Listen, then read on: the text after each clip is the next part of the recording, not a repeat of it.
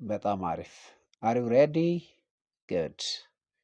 Question number 5. During seasons of reproduction, the males of some species of birds produce colorful feathers to attract females.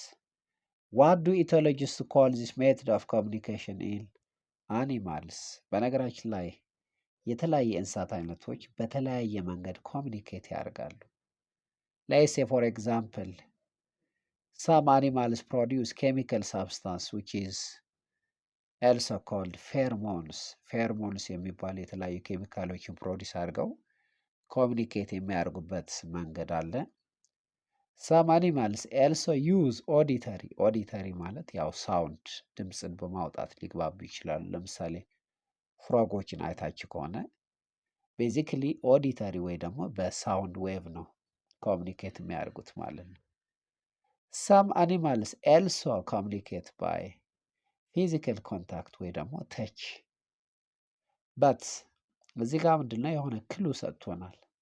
The birds communicate by producing colorful feathers to attract females. colorful feather ይህንን ከምን ጋር የተያዘ ነው? ከቪዥዋል ጋር የተያዘ ነው። ከእይታ ጋር ማለት ቪዥዋል ከእይታ ጋር የተያዘ ስለሆነ so our answer is A, visual ማለት ነው።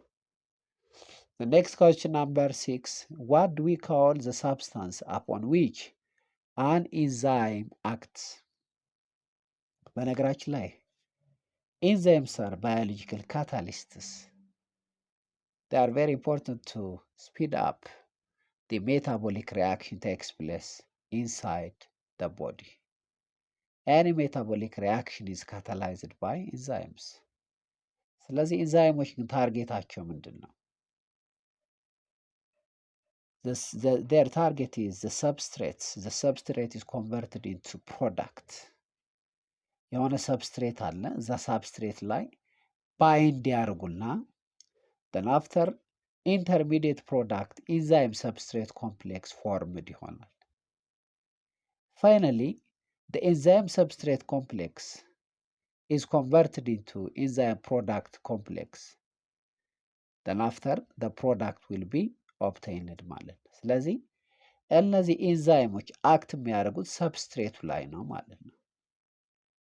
ሰብስትሬት ማለት በነገራችን ላይ the reactant that binds with the enzyme to be converted into product ማለት ነው።